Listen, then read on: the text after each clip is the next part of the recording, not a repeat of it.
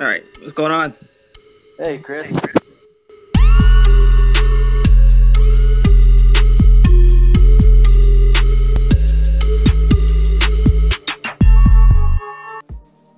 going on? Chris, I don't think it could get any hotter. Oh, yeah. I just been trying to avoid it today. I really hope we've got all the high school coaches are paying attention to the heat index guidelines and everything. And I kind of hope that there's a gradual progression amongst practice schedules. I think if any coaches go straight into 5 days a week as soon as they can, I think that's a mistake. I think we got to start it off on a couple days, and I think we got to start off at a couple days. I think that's probably what I'm going to end up doing with my club team schedule. We're going to go 1 day a week the last 2 weeks of July, and then into August we'll start 2 days a week, and then after school starts we'll start doing training 3 days a week. It's going to be a gradual progression. So yeah, that's kind of how we did things at Butler. Mario would normally start off like on a Wednesday of that week. Well, no, I take that back. He would July 15th normally when he planned on starting. So sometimes that could be middle of the week, I guess. But normally we start off about 3 days, and then, about 3 to 4 days a week during the summer, he would do conditioning. Yeah, so give him Friday off normally. So yeah, we'd go ahead, we'd dive right in, go 5 days, 3 hours every morning, and it was effective, I guess. So I couldn't do that. We couldn't do that this year. We were kind of having that conversation last night. It wouldn't work this year. My conditioning system, that's probably a good thing I stepped away, because my conditioning system that I run would not work this year. It would not be safe. So, right. I'm going to go ahead and assume that there are other coaches who are coaching that they're having the same dilemma. And I would hope that they err on the side of caution. I hope they, choose safety first. So I think most coaches will. I'll be really, really disappointed if we hear about over the next couple weeks. I'll be really, really disappointed if we hear about some tragedies. I just we've already had a couple this summer. Don't know the context of those situations, so I won't speak too much on it. But I'll be really disappointed if we hear about any more. Yeah. So for sure. So anyway, well, Chris, I think the whole world is waiting. Let's go ahead. You've been setting Twitter on fire this week, man. Yeah, that's not really my intention, but that happens, I guess. Hey, man, if you're going to be a sports journalist, you're gonna say things that people are going to disagree with, and it's just comes with the territory. So, what is it? Are you going to rant about? Are you ranting about district tournaments tonight, or playing 11 on defense? Which one is it tonight? Oh, gosh, well, let's just not talk about Man City and what they did the other day. So let's just, since this episode's about the district tournament, I guess I'll spend a few seconds talking about my thoughts on the district go tournament, ahead.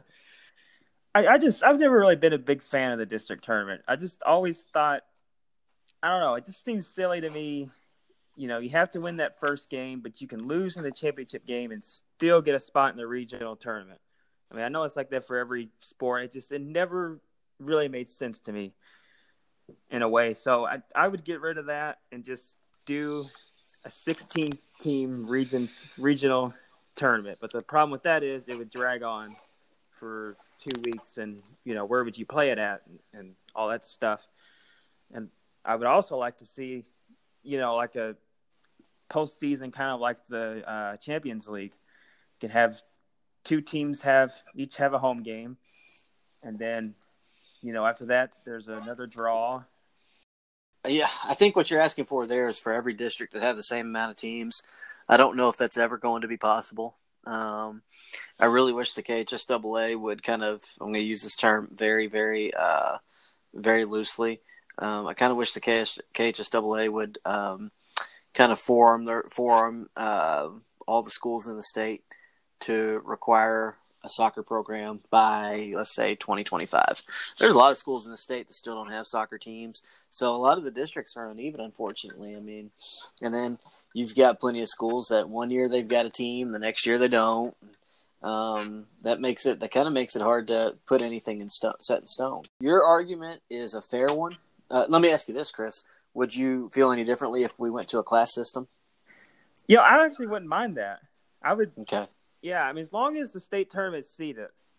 Yeah. If we're going to a class system, I would like to see the state tournament be seeded instead of this like random 6th region play 8th region one year and then trade off with the 8th. It's the 7th because it never made sense because this year it would have been Butler and Collegiate in the first round. That should be like a state final. Yeah. That was my next. That was kind of where I was going to go with that. I was like, Chris, it's almost a gotcha question because I was going to ask you, do you know what schools you'd be likely be playing in your district tournament if you're at Butler? And it would probably be, now you'd have PRP in there probably, but your other 6A schools would be Mayo, St. X, Trinity. So that'd be the only kicker. Now here's what would be interesting is if they did a drawing in your district. So let's say you're in a 6A district and you draw. So it's not the same. Basically, it's not the same teams every year you could play. So you draw, let's say, Scott County, and Butler's got to go to Scott County for their district game. You see what I'm saying? Right. That would be interesting. I don't know how it would play out. I think that'd probably be a short-term solution, but it'd be interesting to see that. But it won't happen because of travel costs, especially now with budgets. Budgets are taking a hit with the coronavirus and everything, those conversations are taking place this week as far as what fall sports are going to look like. Any thoughts on that? I honestly can't say. I mean, it looks like they're going to try, but I just think it's going to be a disaster. Here's just another thought. How many subs can you have on a bench? I mean, you can have as many as you want up until the district tournament, and then it's like the limit is like 24 players on your roster, so you can still have like 13 players on your bench at districts. Yeah, but I'm talking about with this virus, though. Oh, yeah. If this year, I mean, how many kids can you have like sitting next to each other? Well, not just that, we're requiring them to wear masks. Right. I mean, how can a coach a game and then look back on the bench and force the mask? Which, I mean, they should, but it doesn't seem possible. Here's what Coach Gravatt would do. If I were coaching high school this fall, I got two solutions here. What soccer coach Gravatt would do is I'd still have my 3-hour practices, right? However, you need to hear me out on this. I would have, let's say I got 25 players, right? And which is probably the most I would see in July anyway. 25 players, you do 1 hour, 8-man shifts. Does that make sense? Yeah, I think that's kind of how they're doing it in a way, like 8 people. I think I think you go 4v4 because I don't know if I shared this a couple weeks ago. Some stats that Manchester United took shots in 4v4 games. Touches amongst players went up like 800%. Shots on goal went up like 500%, and I think that's where you start to see improvement. There's enough pressure in a 4v4 situation where the kids feel like they're competing against somebody. But at the same time, a coach can focus on, because there's so much space there, that a coach can focus on technique and, just the overall technical side of the game as well. So that's what I would do. I'd have one 8-man shift come in or 8-woman shift come in at 8 o'clock, another one come in at 9 o'clock, and the other one come in at 10 o'clock. And that's how I'd roll. So now let's pretend I'm Jerry Wyman. I'm sorry to be using his name during the podcast, but do you know who that is? Oh, yeah, the commissioner. Okay. Yeah, let's pretend I'm that guy. Heck, let's pretend I'm Julian Tackett, right? And here's what I tell my sports teams. Every program in the fall gets 1 game a week. There are no JV freshman seasons. Okay? Or at least no JV freshman games. Now, if you're Butler and you're playing Valley, coach, that's your opportunity to play your freshman in your JV. In fact, I think you have an obligation to do so. However, I would go, each program gets 1 game a week, right? I'd go volleyball on Monday, Tuesday, boys soccer, Wednesday, girls soccer, Thursday, let's say cross country, and then Friday night is, of course, football, right? All sports get, the first 4 sports that week get 1 parent per household to come, which some schools, that's the entire crowd, unfortunately. And then Friday night football could operate at 50% capacity because there's got to be some kind of gate drawn, you know. And then as far as practices go, let's say here's where I'm afraid we're going to see the mistake, Chris. They're going to offer kids the option: do you want NTI or do you want to do NTI or do you want to do in-person classes? Well, that's going to be more work on the teachers, right? And then we're also going to have kids. I mean, because we've got kids that change schools like they change socks throughout the year. I mean, there are some schools in our district. There are some kids in our district that'll see 3 different high schools in 1 year, you know, and that's not good for the kid. It's not good for the teachers involved, the guidance counselors, you name it, right? So my fear is that we'll have some kids that are saying, oh, I'm going to go NTI this week, and then next week I'm going to be in person. That's way too much to keep up with, and that's not fair to anybody involved. So I'm hopeful. I think sports are most possible, Chris, if the state or even at least Jefferson County decides, okay, we're either doing one or the other. We're either going to be NTI or in person. I think that's sports' best chance. And if you think about it, NTI could be more of a success if you have sports because it encourages more engagement amongst the kids. Right, but I just wonder, like, if they do NTI, would they still allow people to come to campus, though? If normally the school's closed, then... Okay, all right. Well, you know, these are crazy times, so we can make crazy, you know, we can bend the rules a little bit. Here's what we do. You know, we allow, okay, everybody's allowed to practice 2 hours a day. You can't practice before 3 o'clock, and you can't practice after 5 o'clock. Youth leagues, and this is gonna make the Fairdale crowd mad. Sorry, youth leagues cannot practice on school campuses during those times. They got to find somewhere else to go. Sorry, high school teams should get priority over the youth league teams, in my opinion. In fact, I think well, you'd be surprised. Anyway, so, so if you're let's say, Chris, you're a football coach, right? And you've got a 3 o'clock to 5 o'clock practice. I would have 1 hour dedicated to freshmen and sophomores, so you can still develop your freshman JV, right? And then another hour dedicated to upperclassmen. And then one practice a week have some kind of scrimmage for the freshmen and JV. And everybody should be playing games. I mean, there's going to be some schools that are going to be punching upward no matter who they play, right? But everybody should be playing a couple games this year where they can put their freshmen and JV in the second half. I mean, everybody's going to see that. So, but that's the way I would handle things. And I think that would, you know, we need sports to make sure the kids stay engaged because we have some kids, if they're not playing football, if they're not playing soccer, they're not going to do well in school. That's just the reality of it. Right. So, and as far as your district tournament argument goes, it's a fair one. But there's 2 words you're gonna roll your eyes because you're gonna hear me say this a lot: exposure and experience. We play those district tournament games, number one, because schools might rely on that gate money. But 2, if let's say I've got a program that's got 60 kids in it, and I've got an embarrassment of riches. Every one of my players is a first teamer in their club, right? If I'm playing, I'm gonna just use them as an example. If I'm playing Brown in the first round of the district tournament, I am probably playing my freshmen and sophomores, you know, getting them that experience. So that's why we have the district tournament. And Chris, you'd be shocked, and we're going to talk about it tonight. You'd be shocked at how many schools out of nowhere, how many teams after winning 3 games all season turn around and play their absolute best game in the first round of the district tournament against a team that should be killing them. Yeah, I mean, I noticed that a lot in basketball, especially this year. Western, they kind of did really well in the district. That kind of surprised me. They made it to the district final. They played Butler. So, yeah, I could see that. But, I don't know, it just still seems silly to me. But I don't know anything. And, you know plenty. You've done a good job. So the other thing is that with the district tournament, it gives kids an opportunity to, you know, in the situation we're talking about, you know, it gives kids an opportunity to make a name for themselves.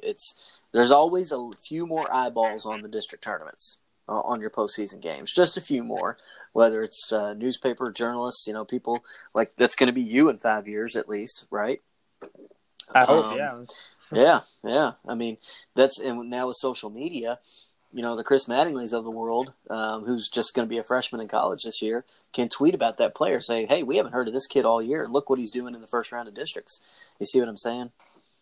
Right. So and the reason, and Chris, and now, hey, listen, not every region, to my knowledge, not every region invites the loser of the district championship game, right?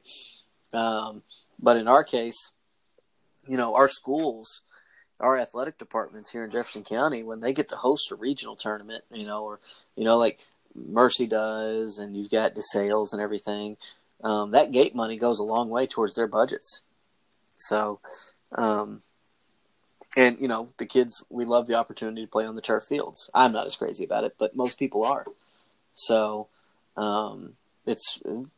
you'll hear me say this a few times too. Everything boils down to money, and there's more money when you can have twice as many teams. So, and again, exposure and experience. Yeah, I think down the road we should probably do an episode about the logistics of putting together a region tournament. I don't know if you know any. I wish I did know. Well, no, I'll tell you what. We did. When I was at Franklin Simpson, we hosted the regional one year. At Fairdale, we hosted the districts in 2012 and 2015. It was supposed to be our year the last 2 years, but for whatever reason, that did not take place. So, another episode for another day, I guess. One other thing I'll throw out as well. We can't, guys like you and me. You've been on the bench of a regional championship team, right? In your soccer experience, you've been part of 2 regional championship games, right? Mm-hmm. Okay. Since I've been coaching, or at least since I've been coaching at Fairdale and Franklin Simpson, for that matter, we get to a point where we take playing and being a part of those games for granted. And you ever seen the Mighty Ducks? I don't think so. Oh my gosh, you got a homework assignment, bud. You got a homework assignment this week. You're gonna watch the Mighty Ducks. It's one of the greatest sports movies ever. But we're gonna make 2 sports movie references tonight, and you know what? That'd be a great show as well to do our all-time top sports movies, but not tonight. Anyway, so I was watching it this weekend with Luke because it's on Disney Plus, which meant I had to watch it, and I'm sitting there watching it with Luke, and there's a scene where the main character, the coach, Gordon Bombay, he's explaining to the team captain, Charlie, a little bit of his background and why he is the way he is. And he talks about being in a shootout in the tournament championship when he was 9 years old.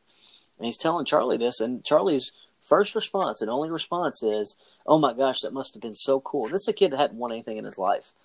And he says, "Oh my gosh, that must have been so cool just to be a part of that game." And it just took me back, thinking about tonight's show and everything. It took me back to 2004 when we were playing Bowling Green in the district tournament. It took me back to when I was in high school and we didn't win a single district game my whole time there, right? I didn't win a district tournament game until I was at Franklin Simpson. And it just took me back to, oh my gosh, how cool would it be to be a part of that? So, we've got a lot of kids that think that way, and them making the district championship, whether they win 5-0 or lose 10-0, it's a big deal to them. And because I feel like I haven't fully forgotten about where I came from. I'm going to celebrate every district championship I win. I'm going to celebrate, like we won the World Cup, and that's why we have the district tournaments, man. Your argument is fair. There's a lot of people that probably think that way. I agree. And there's a lot of things I would do differently as well, but that's why we do have it. So, yeah, I mean, it's a fair argument though. And I'd be anxious to see what we would do with a class system as well. So, for sure. But I don't foresee it changing anytime soon. And this year, I tell you what, we can't take it for granted, because if we make it to district tournaments this year and the kids are able to play, that's a win. Yeah, definitely. So, that'd be pretty incredible. It doesn't really look like that way right now, but who knows? Who knows, man? All right, man. Let's get this show on the road.